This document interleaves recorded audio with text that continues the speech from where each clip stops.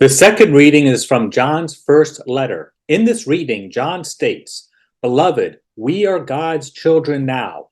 Why does John state that the Christians he is writing his letter are God's children now, indicating at one point, before now, they were not God's children?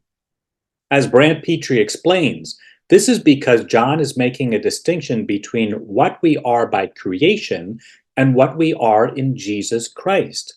According to the first chapter of Genesis, we are created in the image and likeness of God in a similar way that a father gives life to his children and children bear their father's resemblance.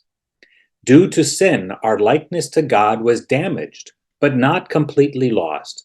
Baptism, though, allows us to supernaturally participate in the life of Jesus Christ, the Son of God, and therefore be supernaturally children of God. A few chapters later, in the same letter, John writes, "We know that we are of God, and the whole world is in the power of the evil one."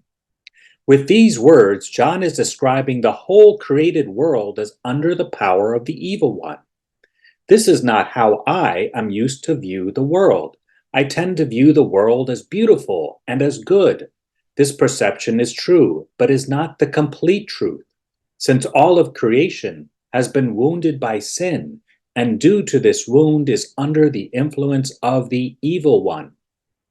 As taught by the Vatican's Congregation for the Doctrine of Faith, now called the Dicastery for the Doctrine of Faith, to commit sin after baptism is once more to abandon oneself to the power of the devil.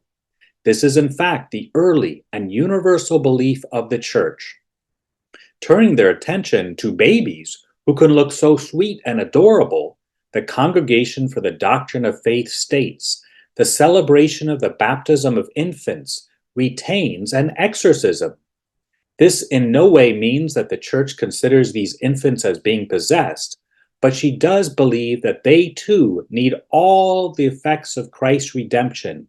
In fact, before baptism, everyone, child or adult, carries the sign of sin and of the influence of the evil one.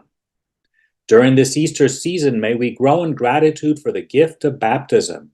May we also continue to look upon creation, including little babies, as beautiful and good.